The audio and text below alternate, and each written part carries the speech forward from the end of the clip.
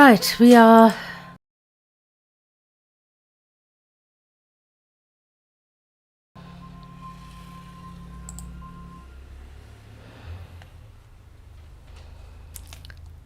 Orientalism.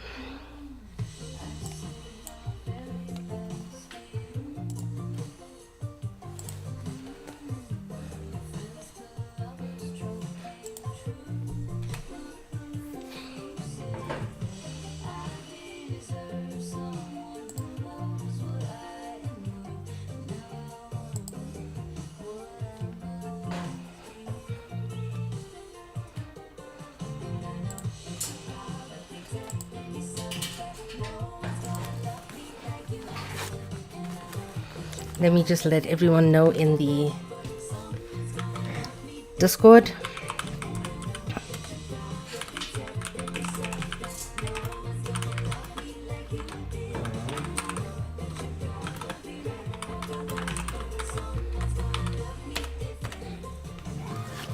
Thank you.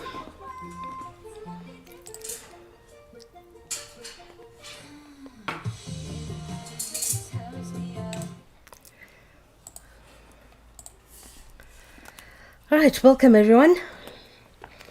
We are on part 2 of chapter 1 of Orientalism.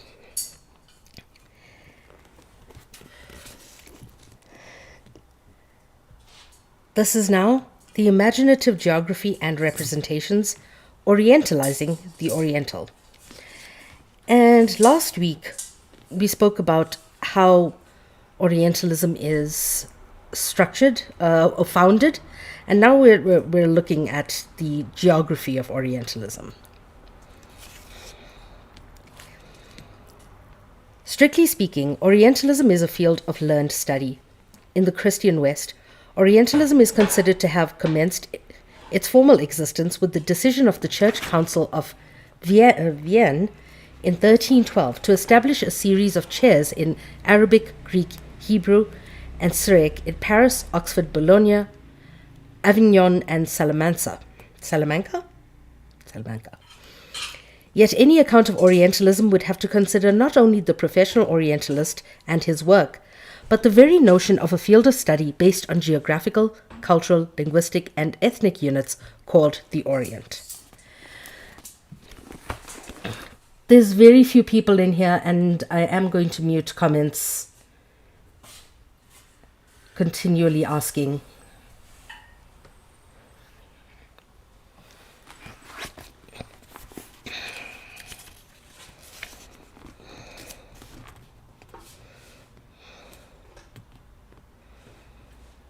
Fields, of course, are made. Absolutely. The field of Orientalism is constructed. It is constructed by Western organizational academia. And in this construction, it is always within the Western framework.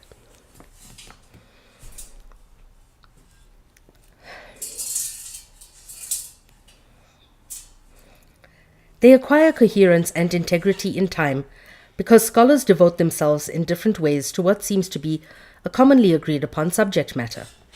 Yet it goes without saying that a field of study is rarely as simply defined as even its most committed partisans, usually scholars, professors, experts, and the like, claim it is. Besides, a field can change so entirely, even in the most traditional disciplines like philology, history, or theology, to make an all-purpose definition of subject matter almost impossible. This is certainly true of Orientalism for some interesting reasons. Now, when you look at Orientalism as a field of study, you have to look at it in terms of how does it fit within the Western realm of academia as a whole? How can we place Orientalism into the academic structure?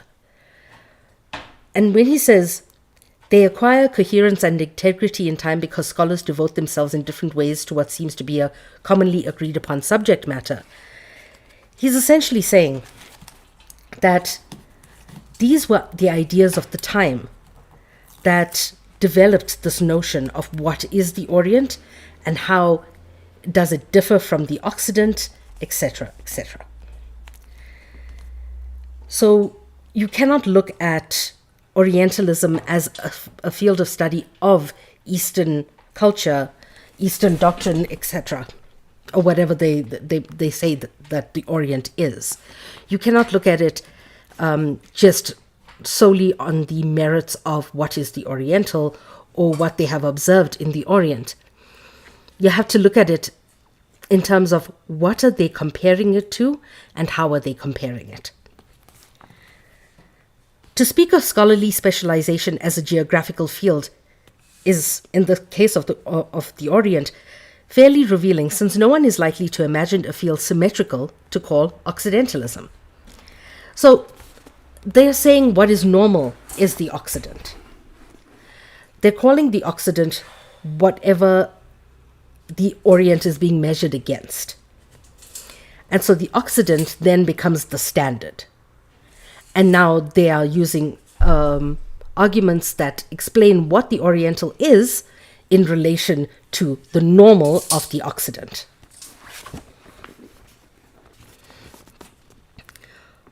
Already the special, perhaps even eccentric attitude of Orientalism becomes apparent. For although many learned disciplines imply a position taken towards, say, a human material, a historian deals with the human past from a special vantage point in the present. There is no real analogy for taking a fixed, more or less total geographical position towards a wide variety of social, linguistic, political, and historical realities. So they are reducing all of the studies that are in every other field that they call the Occident into one study of the Orient, and then pegging the entire knowledge of the East, thank you, onto pegging. this. Sorry? You said pegging. I said pegging, yes I did. They are basically putting all of this into one field of study. Bree, thank you so much. I only saw it like days later, but thank you so much. I really, really appreciate it. Commence the pegging. Habibti, there's too few people in here.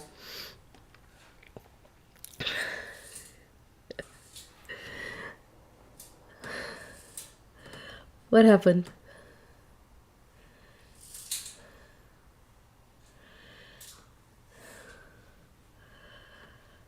There's just too many comments, like saying up, up, up. No.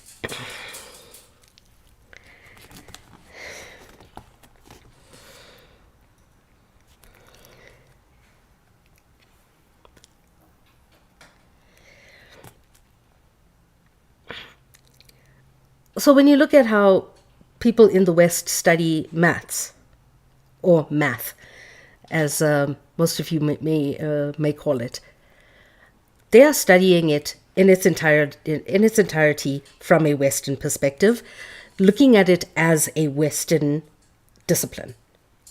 But when they study Orientalism or the Orient, they're looking at the study of mathematics from a Western point of view and how it is shade acknowledged, yes, and how the Orient dealt with the topic of mathematics. Now, this is an aside and my insertion in here. The Occident stole mathematics and sciences from the Orient and claimed it as their own. There was a study done in American schools maybe about 10 years ago, asking people if they want to learn Arabic mathematics. And more than 90% of American students and parents said no. They don't want... One of them said they don't want jihadist maths in their schools. Numerals next. Not maths, numerals. Oh yes, numerals, yes. Yes, thank you, JJ. And a deal. And all of them said no, they don't want that jihadist maths in their schools. They did not know. They just did not know. And that is because the Occident has a habit of passing all what is considered neutral subjects off as Occidental. Science is viewed as Occidental. Medicine is viewed as Occidental. Mathematics is viewed as Occidental. Not realizing that gauze comes from Gaza. Not realizing sutures came from India. Not realizing the numerals that we use come from the Middle East. Antibiotics come from the indigenous people of Turtle Island.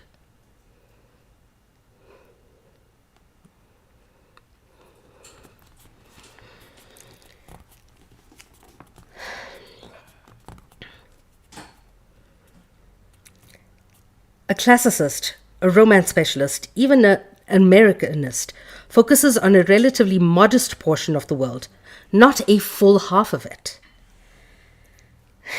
But Orientalism is a field with considerable geographic ambition.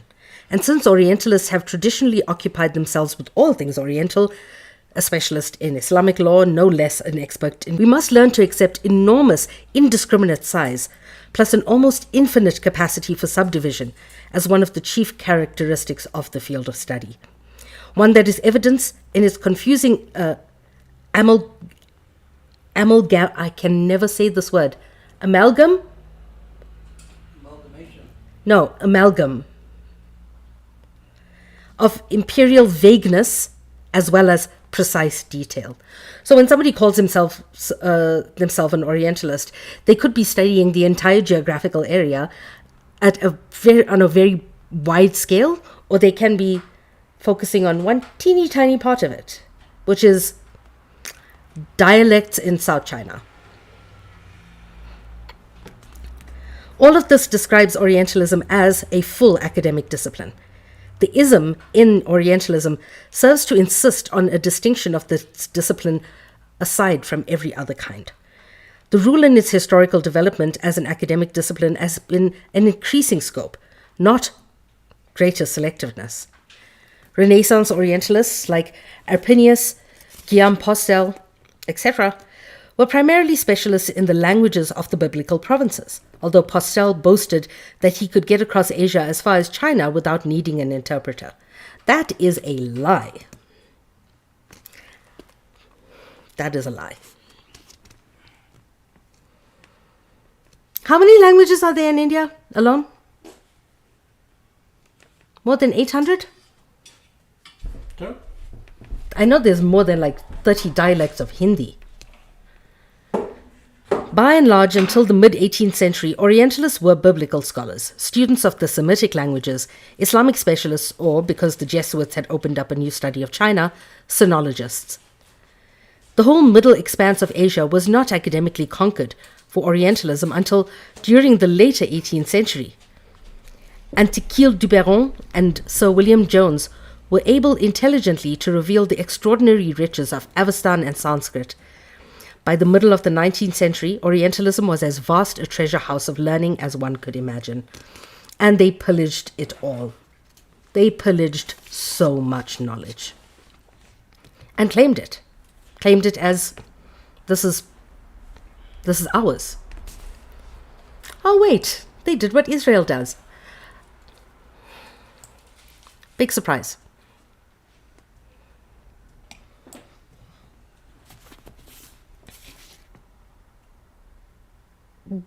There were two excellent indices of this new triumphant eclecticism. One is the encyclopedic description of Orientalism roughly from 1765 to 1850, given by Raymond Schwab in his La Renaissance Orientale.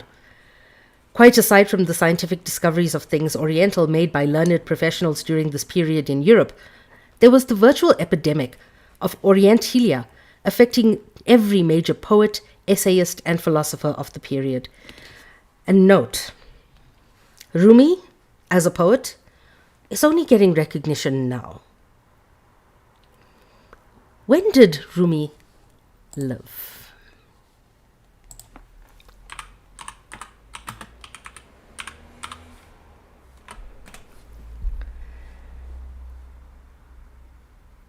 The 1200s. There were literally people who stole his work and passed it off as their own in the West, until his work was directly translated from Arabic into English. Hey, how are you?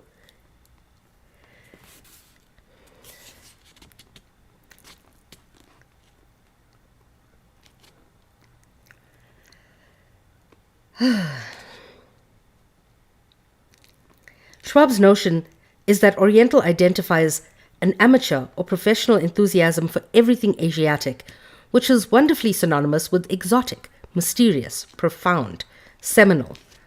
This is a later transposition eastwards of a similar enthusiasm in Europe for Greek and Latin antiquity during the High Renaissance. In 1829, Victor Hugo put this change in direction as follows. This is in French. Au ciel de Louis XIV, on était helléniste, maintenant est orientaliste. A 19th century Orientalist scholar was therefore either a scholar, a sinologist, Islamicist, Indo-Europeanist, or a gifted enthusiast, such as in Hugo in Les Orientales, Goethe in the Wetterschlitter Divan, or both, by Richard Burton or Edward Lane or Friedrich Schlegel. Orientalist artwork has yet to cancel anyone. The second index of how inclusive Orientalism had become since the Council of Vienne is to be found in the 19th century chronicles of the field itself. The most thorough of its kind is Jules Moll, 27 ans, Histoire des études orientales.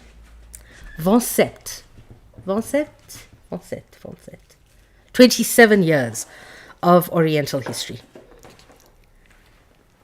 A 2-volume long book of everything of note that took place in Orientalism between 1840 and 1867. Moll was the secretary of the Société Asiatique in Paris, and for something more than the first half of the 19th century, Paris was the capital of the Orientalist world, and according to Walter Benjamin of the 19th century, Moll's position in the Société could not have been more central to the field of Orientalism. There is scarcely anything done by a European scholar touching Asia during those 27 years that Moll does not enter under Études orientales, or studies of the Oriental. His entries, of course, concern publications, but the range of published material of interest to Orientalist scholars is awesome. Arabic, innumerable Indian dialects, Hebrew, Pahlavi, Assyrian, Babylonian, Mongolian, Chinese, Burmese, Mesopotamian, Javanese. The list of philological works considered Orientalist is almost uncountable.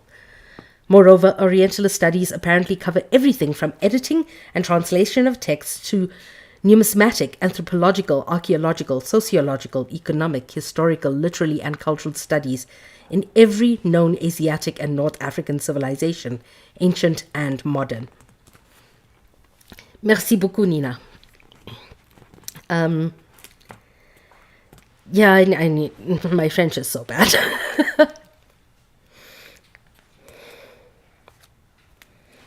Okay, Moth, you are going to get killed in this house. I have 2 cats. De rien.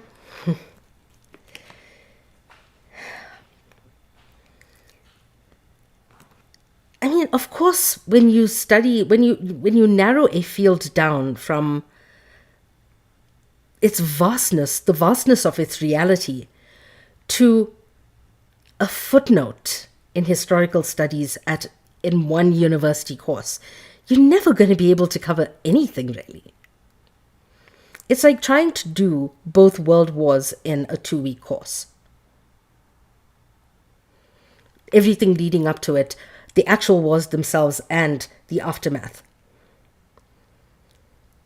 Baby.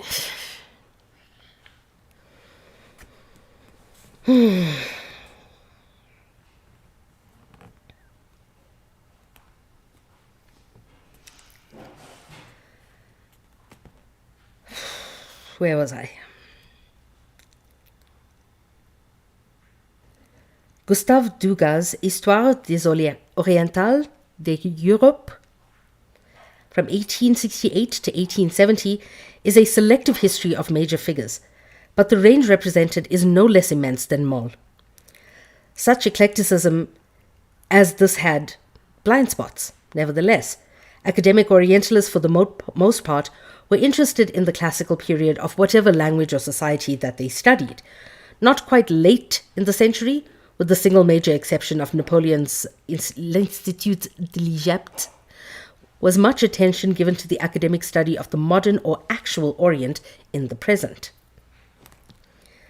Moreover, the Orient studied was a textual universe by and large, not, as in the impressive Greece on the Renaissance, through mimetic artifacts like sculpture or pottery. Even the rapport between Orientalist and the Orient was textual, so much that it is reported that some of the early 19th century German Orientalists, their view of an 8-armed Indian statue cured them completely of the Orientalist taste. They wrote about all of these things as if they were absolute experts on it. But some of them had never been to the Middle East. Some of them never so much as spoke to a person from the Middle or the Far East. There's some scholars who spoke Sanskrit fluently, and Sanskrit is considered a working dead language. So a working dead language is a language that is only adapted and evolves through one specific usage, and that is prayer. There's some people who spoke fluent Sanskrit who studied the Oriental, but they never spoke to a person who spoke Sanskrit in their day-to-day lives.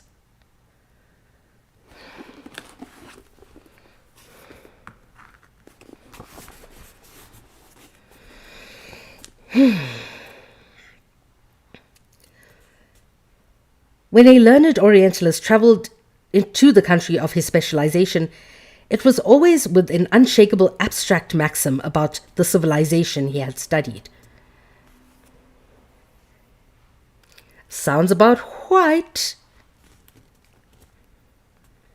Rarely were Orientalists interested in anything except proving the validity of these musty truths by applying them, without great success, to uncomprehending, hence degenerate natives.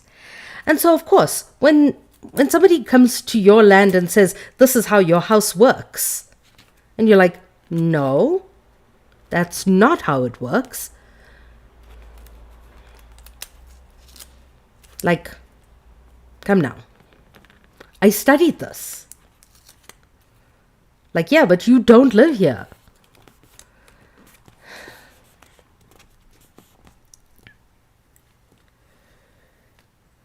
Finally, the very power and scope of Orientalism produced not only a fair amount of exact positive knowledge about the Orient, but a kind of second-order knowledge, lurking in such places as the Oriental tale, the mythology of the mysterious East, notions of Asian inscrutability with a life of its own, that V.G. Kiernan aptly called Europe's collective daydream of the Orient. Yep, exactly, Nugget. One happy result of this is that an estimate number of important writers during the 19th century were Oriental enthusiasts.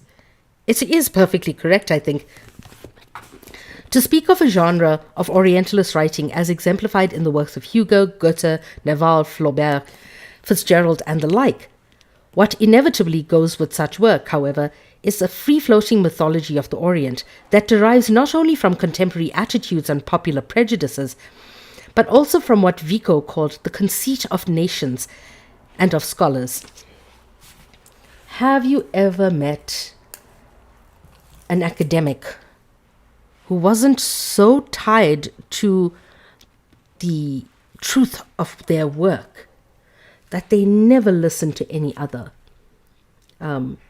opinions or viewpoints that they had never considered? Now, take that, multiply it by 2,000, and that's how they deal with brown people.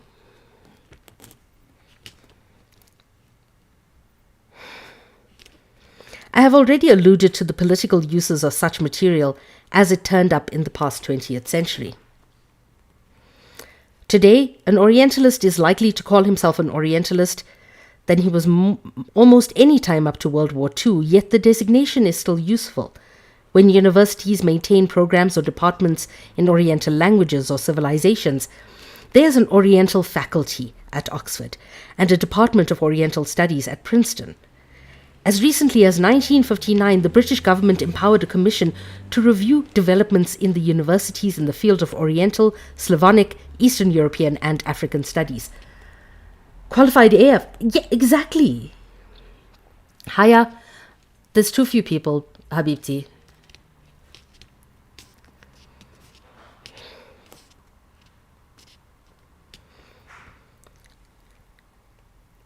How do you put all of those together and call them a single field of study? I started reading Black AF history.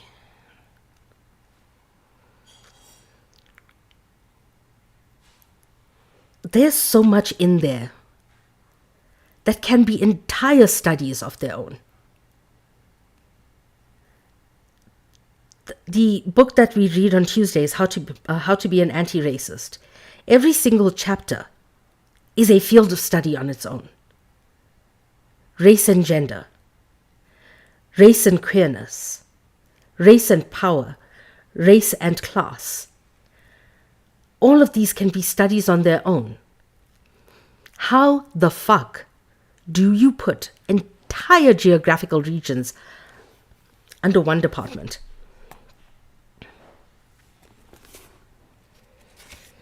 It's not only a disservice to the people themselves, as it obviously is because it's from a Western perspective, but it's a disservice to the people who are studying it.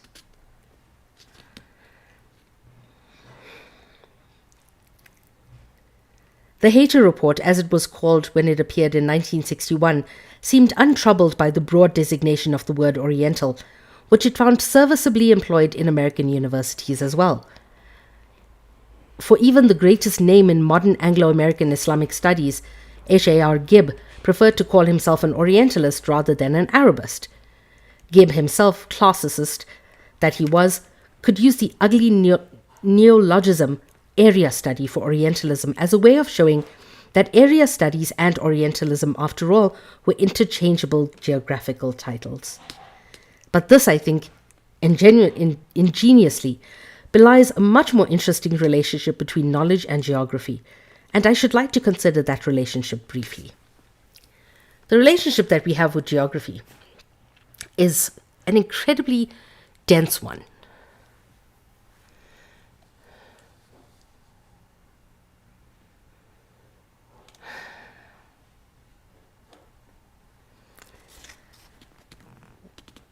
When we have entire geographical studies that don't include the socio-political, economic, environmental impacts of colonialism, you're not studying it at all. So to use geography and politics interchangeably, no. The politics of a place is not just about its geography and vice versa. It's not just about the immediate environment. Looking at a place and judging its politics entirely on its geography is how we get Israel. Because that's exactly what Napoleon did. He lost a battle to the Palestinians, and what did he say? Let's give Palestine to the Jewish people.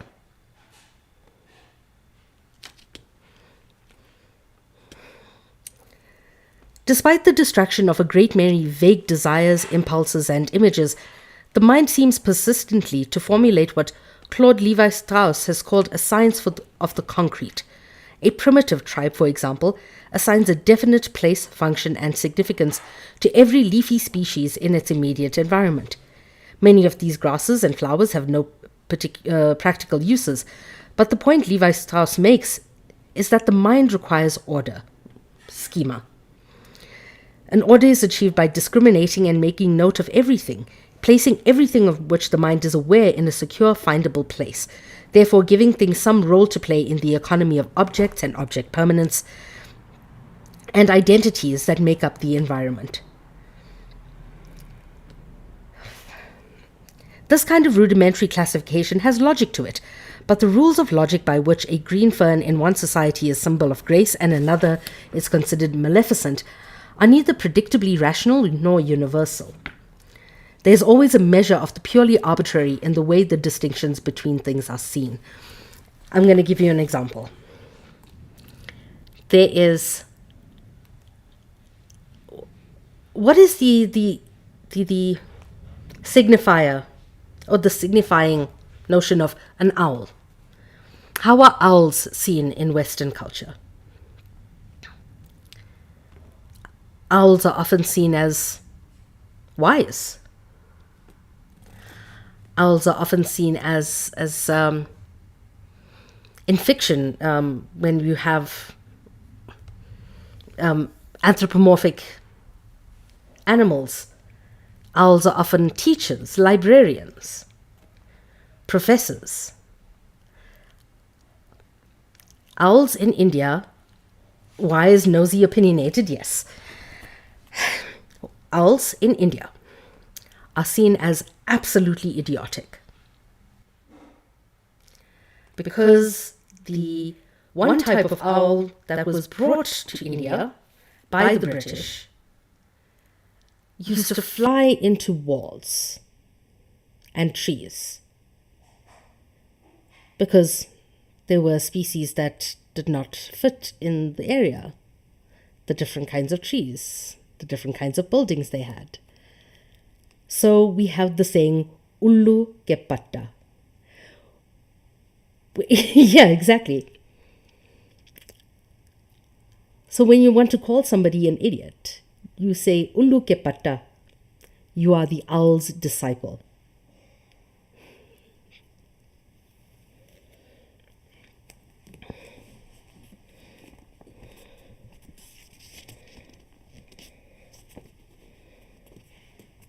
Very, very different.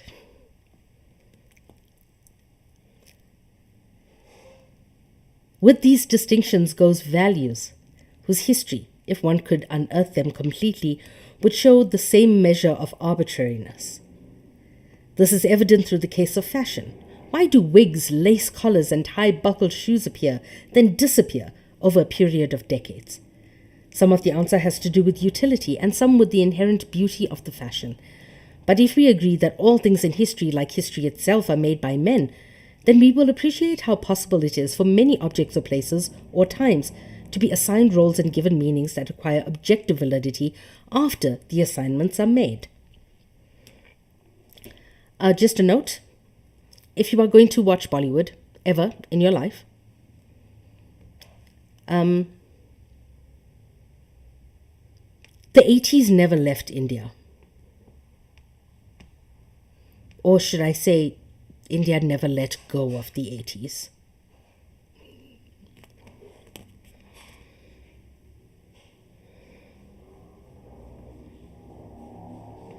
This is especially true of relatively uncommon things like foreigners, mutants, or abnormal behavior. It is perfectly possible to argue that some distinctive objects are made by the mind, and that these objects, while appearing to exist objectively, have only a fictional reality. A group of people living on a few acres of land will set up boundaries between their land and immediate surroundings and the territory beyond, which they call the land of the barbarians. In other words, this universal practice of designating one's mind a familiar space which is ours and an unfamiliar space beyond ours which is theirs is a way of making a way of making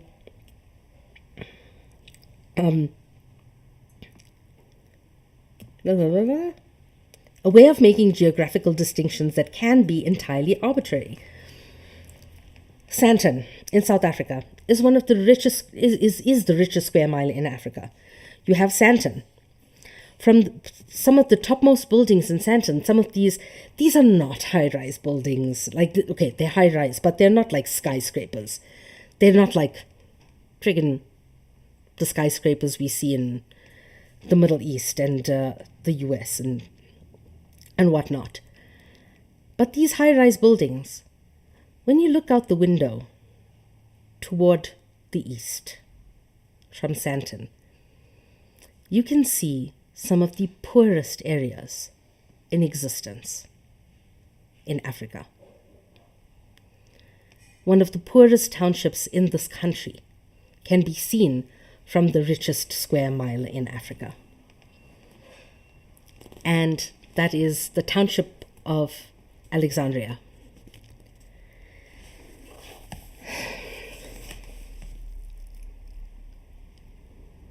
That dissonance is wild to me. And that disconnect, the fact that it is literally 7 or 8 roads away, but people who are in those high-rise buildings still say us and them.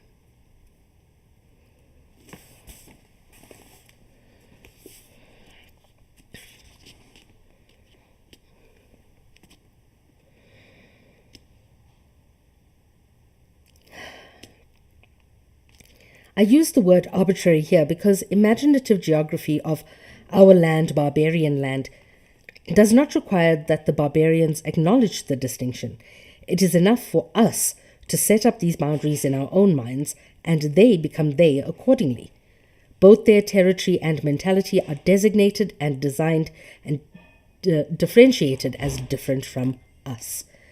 And that is exactly how oppression happens, right? It doesn't start with the gas chambers first. It doesn't start with bombings first. It starts with one thing. I don't know why. Shush, Nikki. It starts with the differentiation between us and them.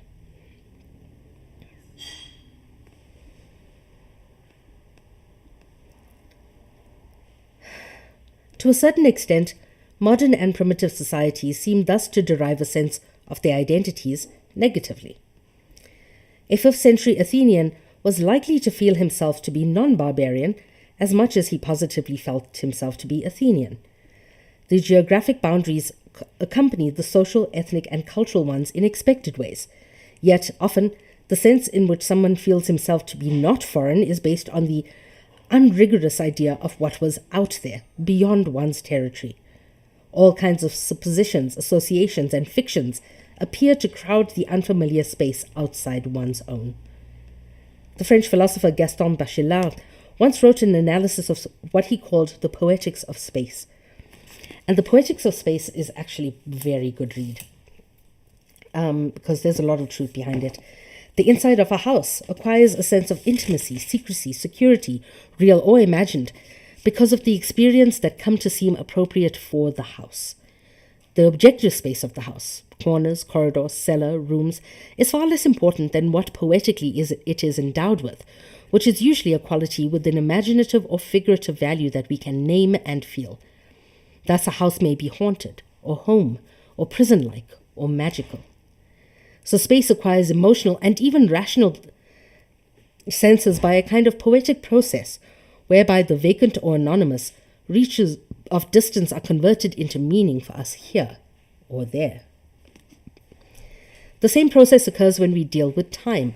Much of what we associate with or even know about such periods as long ago or the beginning or the end of time is poetic. It's made up. For historians like Middle Kingdom Egypt, long ago would have a very clear sort of meaning. Even this meaning does not totally dissipate the imaginative, quasi-fictional quality one senses lurking in time, very different and distant from our own. Thank you, my lovey. Yes, I handsome. Did your shoes fit? Yeah. They're nice. Good see, but that was by design. He bought his hiking shoes. Yeah, A little bit big, but that was by design. Uncomfortably big? No, because I still need to get an insole and still need to get thicker socks and things. Check if, I think there's a set of insoles that you have. Spare insoles. Under here. I think. I'm not too sure. Hi. That stream of yours, AC, was absolutely, utterly ridiculous. I must say. Really funny, though.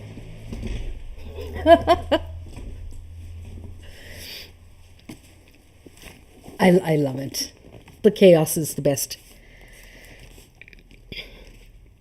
It is the best kind. Oh, you're free tomorrow? I doubt it, but I'm asking anyway. Tell him to take his friend away. Don't be mean. I'm not. Gotcha.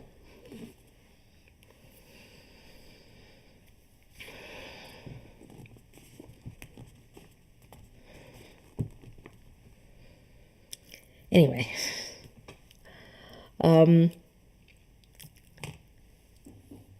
Oh, little life update. We finally found a car.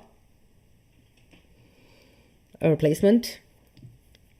And now the dealer is just not communicating. And it's really annoying.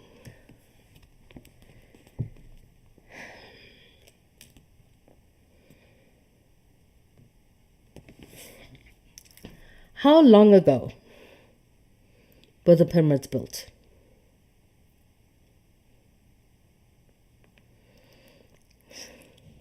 Nina, I might ask you.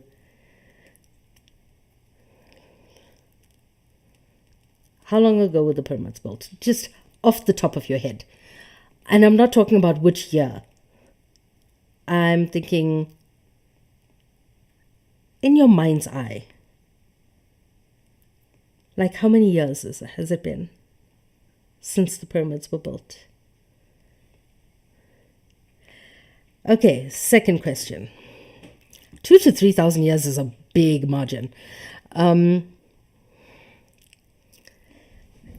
Second question. How far has Egypt come in its culture and identity since then?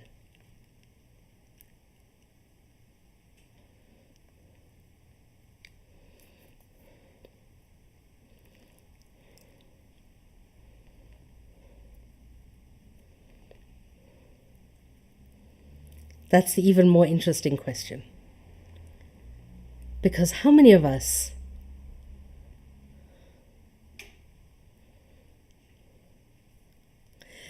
yeah.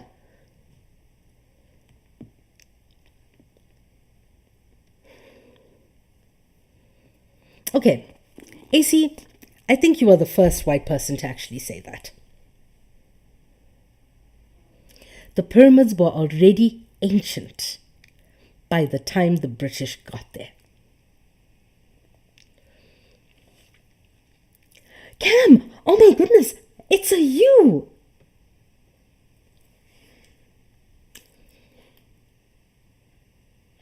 I haven't seen you in so fucking long. Okay, we have to catch up. But AC, you are the first white person to say that.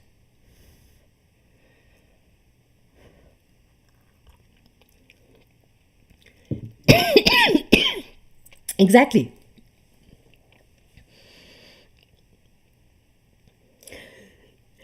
And by the time the British got there, they were still painting the idea of Egypt as this pharaohic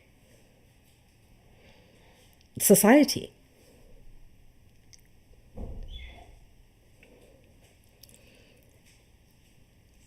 Our minds are so warped. Nugget, yes.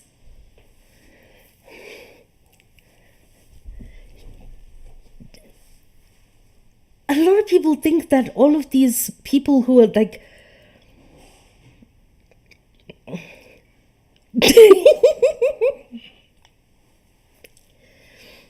yeah, Yes, because that is exactly what Orientalism does.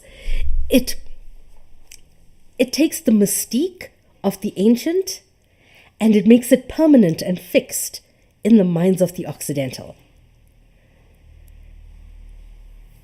So there's absolutely never any space to grow as a society and become modernized per se. And modernization, therefore, depends on the West.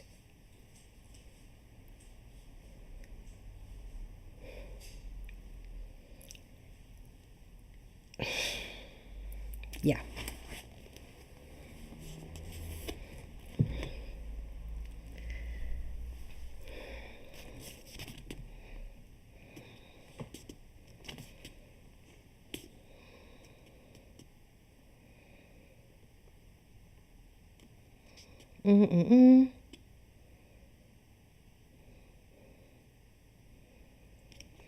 There is no doubt that imaginative geography and history help the mind to intensify its own sense of self by dramatizing the distance and difference between what is close to it and what is far. This is no less true of the feelings we often have that we would have been more at home in the 16th century or in Tahiti. You can never trust the British. That is one thing I have learned throughout my studies. Never trust the British. And fuck the French. How many of you feel like you would have been more at home in the past?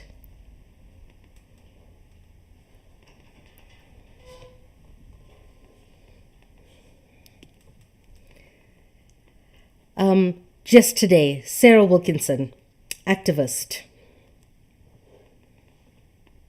was arrested as soon as she got home from having been imprisoned by the IDF in Israel.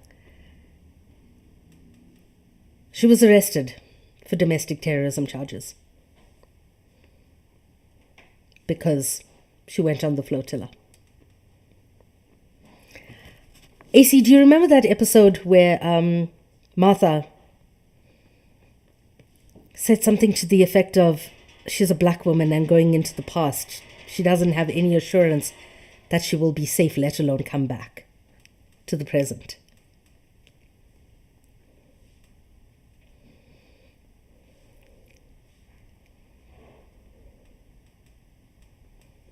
No, it was Martha.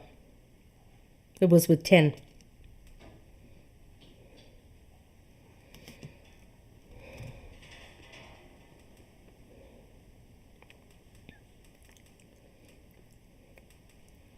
Yeah, I feel that way. I can't remember which episode.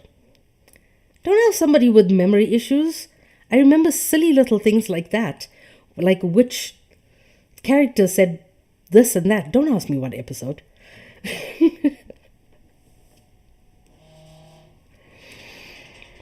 There's no use in pretending that all we know about time and space, or rather history and geography, is more than anything else than imaginative.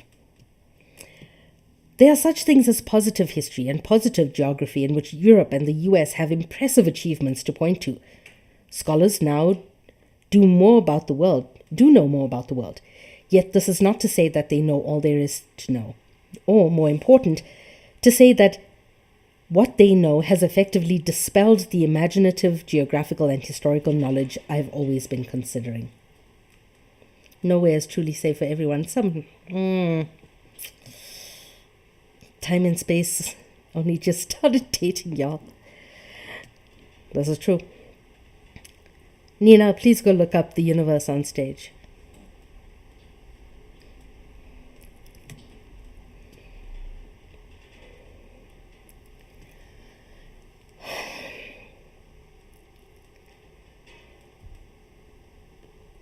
Scholars now do know more about the world, past and present, than they did, for example, in Gibbon's time.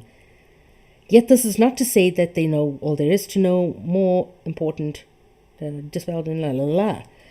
We need not decide here whether this kind of imaginative knowledge infuses history and geography, or whether in some way overrides them. Let's just say for the time being that there is something more than what appears to be merely positive knowledge. We're always comparing and defining ourselves in relation to each other and the other.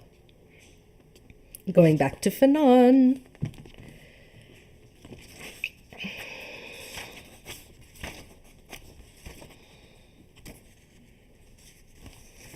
Okay, part 2 is really fucking long. Okay, do you want me to start maybe reading on Tuesdays as well? Not the same time, probably in the mornings. Because we are never going to get through this book if we only read once a week.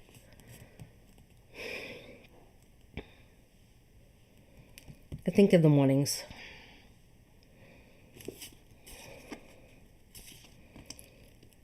Almost from earliest times in Europe, the Orient was something more than what was empirically known about it. At least until the early 18th century. Why am I reading without my glasses? At least until the early 18th century, as R.W. Southern has so elegantly shown, European understanding of one kind of Oriental culture, the Islamic, was ignorant but complex. For certain associations with the East, not quite ignorant, not quite informed, always seemed to have gathered around the notion of an Orient, this homogeneous thing. Consider first the demarcation between the Orient and Occident, or the East and West. It already seems bold by the time of the Iliad. Two of the most profoundly influential qualities associated with the East appears in the Persians, the earliest Athenian play extant, and the Bacchae of Euripides, the very last one. Aeschylus, I cannot pronounce these. Why are white people names throughout history so weird?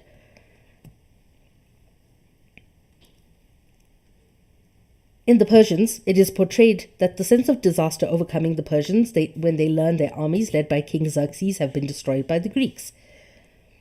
The chorus sings the following. Now all Asia's land moans in emptiness. Xerxes led forth, Xerxes destroyed. Xerxes' plans have been all miscarried in ships of the sea. Why did Darius then bring no harm to these men when he led them into battle, that beloved leader of men from Susa? Okay, see.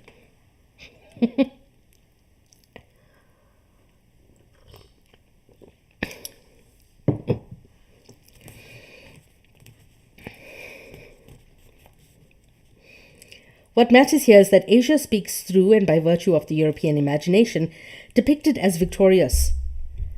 The hostile other world beyond the seas. To Asia is given a feeling of emptiness, loss, and disaster that seemed thereafter to reward the challenges to the West, and also lament that in some glorious past, Asia fared better, and it was itself victorious over Europe.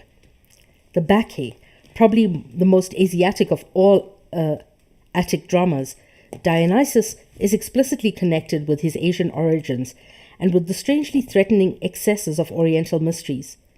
Pantheus, king of Thebes, is destroyed by his mother and her fellow Bacchantes. Having defied Dionysus by not recognizing either his power or divinity, Pantheus is horribly punished, and the play ends with the general recognition of the eccentric god's terrible power. Modern commentators have not failed to note the play's extraordinary range of intellectual and aesthetic effects, but there has been no escaping the additional historical detail that Euripides was surely affected by the new aspect that these cults may have been assumed in the light of foreign religions of the Bendes, Cybels, Adonis, and Isis, which were introduced from Asia Minor and the Levant, and swept through Piraeus and Athens during the frustrating and increasingly puzzle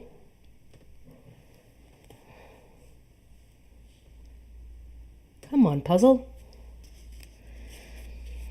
And increasingly irrational years of the Peloponnesian War.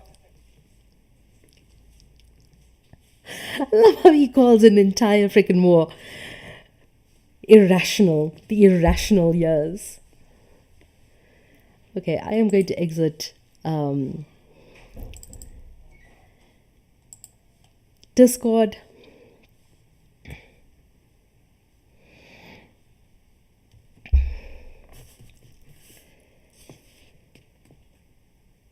And that is where I'll stop for today, because my eyes are going, ooh. War is largely idiotic. I don't think there is